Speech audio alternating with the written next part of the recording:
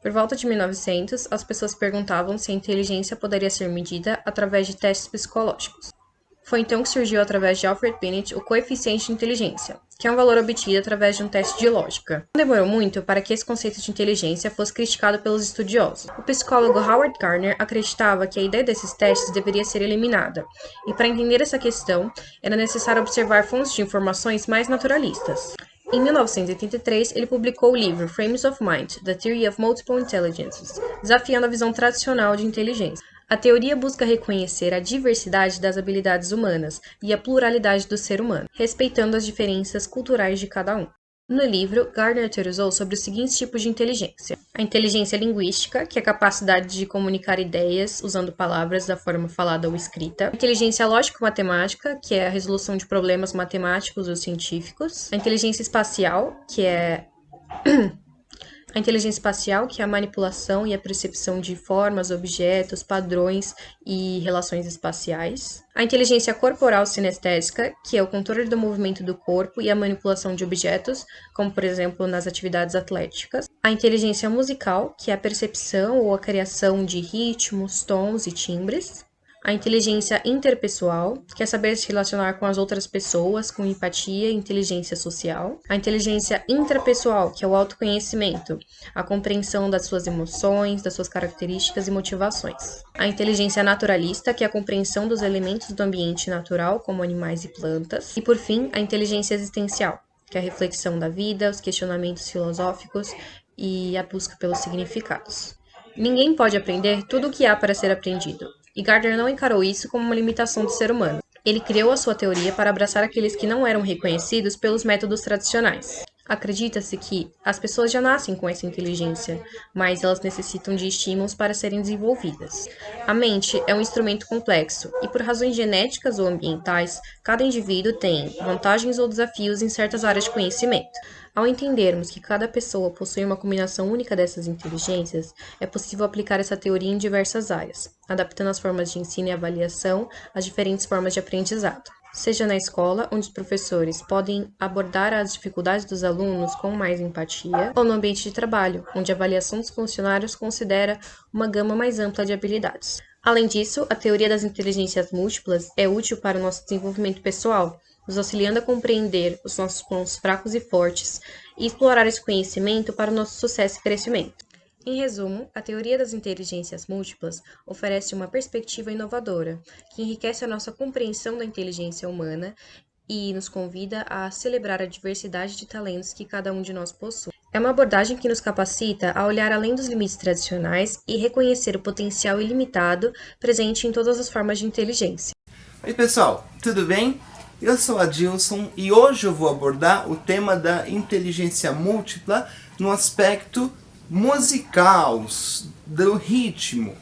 Bom, esse tema ele é abordado por Gardner e ele tem a ideia de que a inteligência ela pode ser moldada no aspecto da musicalidade. Ela é baseada em ritmo, sonoridade, no timbre e na sensibilidade musical que a pessoa tem em relação aos temas, às disciplinas, aos conteúdos, que ela pode ter uma abordagem através da musicalidade. Essa inteligência está voltada ao reconhecimento de diversas características, temas, tópicos, atribuições através da musicalidade. E a abordagem desses temas, mesmo que eles sejam de naturezas diversas, exatas, humanas, ter uma abordagem musical indica uma forma diferente de se conhecer um determinado assunto. A inteligência musical está muitas vezes relacionada com a educação básica. Por quê? Porque ela apresenta uma forma lúdica de se aprender um determinado assunto. Então, muitas vezes nas escolas é apresentada algumas matérias através de poesias, de poemas, até mesmo de música, canto, porque isso categoriza uma forma diferente de se conhecer um assunto e de se abordar uma disciplina, especialmente quando um público que tem algumas dificuldades ou facilidades de modo diferente. Então a inteligência musical, ela permite o quê? A reunião desses grupos e a possibilidade de se abordar algo que seja de natureza um pouco mais difícil, de modo mais trivial e de modo que também cative a pessoa que esteja estudando, aprendendo, a se desenvolver dentro de um escopo de inteligência. A inteligência musical, ela está pautada em alguns aspectos que nos facilitam a memorização, a lembrança de determinados tópicos, certo? Através do ritmo. Alguns dos exemplos mais comuns que nós, de modo geral, temos contato é aquela musiquinha da trigonometria. Para você saber os valores notáveis dos ângulos de seno e cosseno e tangente, você faz uma tabelinha, coloca lá 30, 60, 90, seno, cosseno, tangente, e você preenche com aquela musiquinha.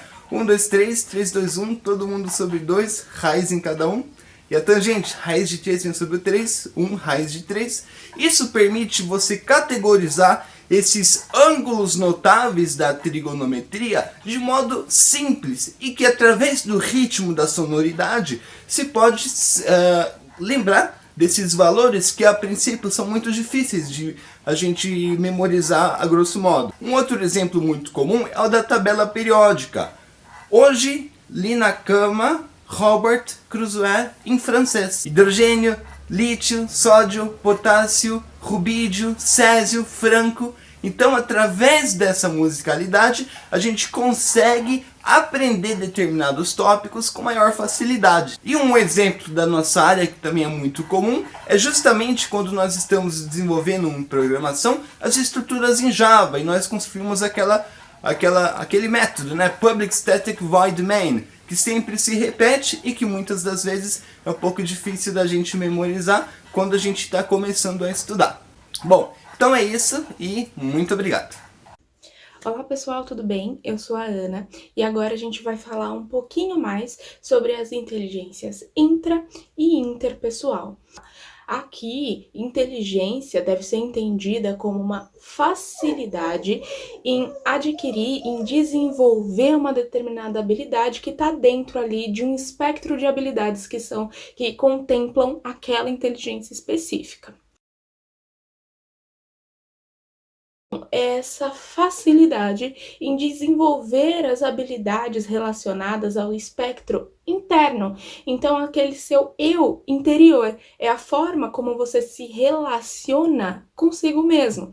Então, quando a gente fala de autopercepção, autoavaliação, autoconhecimento, autoconsciência, autogestão, inteligência emocional, quando a gente fala de autocompaixão, amor próprio, tudo isso está relacionado com esse espectro intrapessoal. Primeiro é essa autopercepção. E o que é isso? Né? É a sua capacidade de conseguir identificar as coisas que você sente. Então é a sua capacidade de conseguir identificar quando você está feliz, quando está triste, frustrado, com raiva, e perceber aí a diferença entre elas também. Essa percepção, ela tá muito relacionada com essa autoconsciência. Você começa a pensar conscientemente sobre esse sentimento, sobre essa emoção. Então, você precisa perceber, trazer para a consciência para conseguir fazer qualquer análise em cima de qualquer sentimento, de qualquer emoção. E aí, outra palavrinha que também é super importante é o autoconhecimento. É você conseguir identificar o que faz de você, você. É você conseguir identificar em si mesmo quais são, por exemplo, os seus pontos fortes, quais são os seus pontos fracos, identificar quais são as coisas que você gosta e não gosta, as coisas que você tem mais facilidade, as coisas que você tem mais dificuldade e os seus valores. Quando a gente fala nesse autoconhecimento também, a gente fala em você perceber quais são os seus gatilhos. Porque a partir do momento que você percebe o que você está sentindo, traz isso para a consciência e começa a analisar o que te fez sentir esse sentimento específico, essa emoção, o que te levou a esse resultado final que vai ser esse momento, essa reflexão, né? Esse sentimento, isso vai te ajudar a adquirir, a desenvolver cada vez mais esse autoconhecimento, porque aí você consegue entender quais são os gatilhos.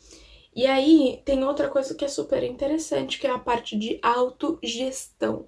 Que é isso? É você ter a capacidade, você ter essa facilidade de conseguir gerenciar os seus sentimentos. Essa pessoa com uma autogestão mais bem trabalhada, ela consegue perceber o que ela está sentindo, ela trouxe isso para a consciência e ela vai gerir aquilo, ela vai gerenciar para que essa emoção, que esse sentimento, qualquer que seja, não tome todo o espaço da razão para que ela consiga contornar. Normalmente, quando a gente fala isso, a gente fala de sentimentos negativos, né? Tipo, frustração, raiva, coisas assim. A gente tá falando de como o ser, como esse indivíduo, se relaciona com o outro. Então, é a forma como acontece essa interação. E isso está extremamente relacionado com a famosa empatia. Essa capacidade de percepção, de enxergar esses sentimentos, essas emoções no outro. E aí, normalmente, pessoas que têm uma inteligência interpessoal mais desenvolvida, mais bem trabalhada, ela vai ser super adaptativa, né? Por quê? Porque ela tem essa percepção do todo, né? De você conseguir perceber o outro e o ambiente. Vai fazer uma análise de como é esse ambiente, quais são as pessoas que estão naquele local, como que elas estão se portando, qual que é o clima. Então essa pessoa tem um senso, uma percepção desse ambiente muito mais clara. E com isso ela consegue ter uma forma de interação muito mais assertiva em cada ambiente. E vai ter, então, essa possibilidade de troca muito maior. E essas pessoas se desenvolvem muito bem no sentido de liderança, justamente porque elas têm esse senso de percepção muito bem trabalhado. Então, elas conseguem perceber o clima da equipe, conseguem gerenciar individualmente, conseguem verificar quando uma pessoa tá mais cabisbaixa e verificar como que ela pode trabalhar com aquele indivíduo especificamente para que ele possa voltar a entregar aquilo que é esperado e etc. Daí, uma outra coisa que é super importante é essas duas inteligências, a intrapessoal e a interpessoal, elas estão correlacionadas, porque elas têm esse aspecto parecido, né? Essas habilidades, elas são de certa forma iguais, porém no sentido oposto. Enquanto a intrapessoal, você fala de percepção interna, a interpessoal, você fala de percepção do contexto, do ambiente, do outro. O que acontece? Normalmente, quando você tem uma inteligência intrapessoal bem desenvolvida, a tendência é que você tenha uma inteligência interpessoal mais ou menos ali no mesmo nível. Bom, então é isso. Espero que vocês tenham entendido um pouquinho mais sobre essas duas inteligências. É interessante considerar que a maioria dos seres humanos passa a vida inteira sem saber que só está vendo um cone limitado de visão em qualquer dado momento. A experiência nos altera e o cérebro retém a mudança. Hoje a reflexão é sobre a inteligência espacial. As pessoas são marcadas pelas suas especificidades. Alguns sabem raciocinar, mas outros agem melhor. Mas para mim a habilidade que mais se destaca tem como característica primordial a inteligência espacial. A inteligência espacial é a capacidade de visualizar um espaço, imaginá-lo de diferentes ângulos, observando lados e detalhes finos, bem como reconhecendo cenas visuais sem a presença do estímulo físico. Somos seres visuais. A maioria das impressões que temos no dia a dia vem da nossa visão. A estrutura do nosso cérebro tem mais espaço para processar nosso estímulo visual do que todos os outros sentidos combinados. A inteligência espacial mostra que podemos ver também com outros sentidos. Podemos visualizar situações dentro da nossa cabeça, imaginar movimentos, observar e prever onde mais ou menos objetos e pessoas estarão. Estudar a capacidade espacial de uma pessoa é algo difícil, e trazer para o campo das pesquisas não é muito fácil, e é bem trabalhoso e demorado. Mas graças aos avanços tecnológicos de realidades virtuais, ficou mais fácil de observar as habilidades de orientação espacial em ambientes realistas que podem ser totalmente controlados e padronizados. Nos campos da tecnologia, ciência, engenharia e matemática, essa habilidade espacial não é muito importante apenas para nós humanos, mas para outras espécies de animais também. Por exemplo, as aves, que acumulam alimentos e dependem da memória espacial para recuperar seus esconderijos. A inteligência espacial vem muito da noção de espaço para entender o ambiente ao redor. Pesquisas feitas com pacientes cegos mostram que a inteligência espacial não é tudo sobre a nossa capacidade visual. O senso de espaço deles vem de uma experiência mais tátil, e eles mostram a habilidade de inteligência espacial em lembrar caminhos e navegar para um local apesar de não serem capazes de ver. Podemos construir representações mentais razoavelmente precisos do ambiente, mapas na cabeça ou mapas cognitivos, esses que o tornam único em relação aos outros. Dentro do nosso cérebro, as habilidades espaciais baseadas em objetos e, particularmente, a capacidade de rotação mental foram encontradas principalmente associadas à ativação dos lobos parietais, que é uma área no nosso cérebro que está relacionada a interpretar sensações de qualquer lugar ou dentro do seu corpo. Por outro lado, verificou-se que a variação na aprendizagem e na lembrança do layout de espaços em grande escala está relacionada ao processamento no hipocampo e nos lobos temporais mediais. O mais legal disso tudo é que essa habilidade espacial pode ser aumentada com o tempo. Existem estudos longitudinais sobre o tema, que observam o efeito disso ao longo do tempo, mas há evidência convincente de que as pessoas podem melhorar a sua capacidade espacial justamente com a prática, apesar de algumas pessoas terem maior facilidade. Rebecca Wright conduziu tudo em 2018, treinando a capacidade espacial dos participantes por 21 dias, e foi observado melhora considerável em tarefas espaciais. Outro estudo experimental descobriu que o treinamento espacial breve pode aumentar o desempenho de uma criança em matemática, ou seja, existe como melhorar ela sim, e assim como tudo na vida, a prática é fundamental nisso. Se você não treinar, acaba dependendo apenas do pensamento consciente, e ele é comparativamente lento quando você treina muito algo. Isso vai para os mecanismos do inconsciente, e é essa a diferença de velocidade entre alguém amador e especialista. Nosso cérebro é como se fosse uma cidade que está sempre em fluxo. Uma cidade não é projetada por urbanistas e depois permanece assim para sempre. Ela vai mudando constantemente. O cérebro nunca chega a um ponto final e sempre vai aumentando suas células nervosas do hipocampo. Aumentar suas habilidades espaciais em jogos como xadrez, usar técnicas como Palácio da Memória, treinar e criar um mapa mental da sociedade, resolver quebras-cabeças, pilotar um drone, todo mundo pode fazer, e todas essas tarefas podem aumentar a sua capacidade espacial. O cérebro adapta-se constantemente para refletir seus desafios e objetivos, e ele molda os recursos para corresponder às exigências das circunstâncias, e quando não tem o que precisa, ele esculpe. Por isso que a aventura da vida não gira em torno de quem somos, mas de quem estamos no processo de vir a ser. Oi, pessoal, meu nome é Fábio e agora eu vou abordar de forma mais específica a inteligência lógica matemática. Bom, a inteligência lógica matemática abordada por Gardner, ela tem como principal característica o uso da razão. Essa inteligência ali, à primeira vista, olhando só pelo seu nome, parece estar muito voltada à matemática. Isso porque essa inteligência ela se desenvolve a partir de recursos e tarefas que estimulam o raciocínio lógico. Para realmente desenvolver essa inteligência, deve-se praticar e realizar atividades que estimulem o raciocínio, como, por exemplo, a matemática, que geralmente se escuta bastante. Para estudar matemática, se entende ali um pouco da teoria, mas a prática é necessária para fixar ali o que foi estudado, estimular o raciocínio, a agilidade e a solução rápida, para que seja possível a resolução de outros problemas.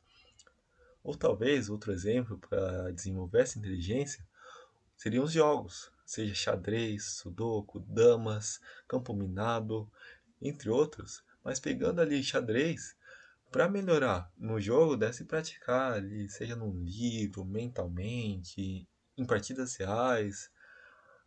Pois em cada partida ali se torna uma experiência. Se entende ali, às vezes, um novo padrão, uma nova perspectiva, para então conseguir definir qual seria a melhor jogada. E para dizer que esses pensamentos e percepções, os raciocínios em si, não vieram do nada, alguns filósofos, como Sócrates e Francis Bacon, determinam dois tipos de raciocínio: o raciocínio indutivo e o raciocínio dedutivo. Bom, raciocínio indutivo, ele parte ali de um fato mais específico para uma conclusão mais geral, envolvendo um estudo de padrões ali. Vamos tomar ali como exemplo uma sequência de números.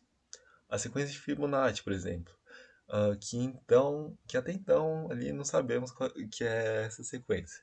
Digamos ali que tem uma sequência ali de 8 números e para definir o próximo número da sequência, uma forma de pensar seria, ao invés de olhar para os 8 números, pegar ali uma parte em específico, por exemplo, de 3 números, entender sua relação e checar se vale para o todo, que é realmente essa essência do raciocínio indutivo, pegar ali de uma parte específica e então gerar uma solução para o todo.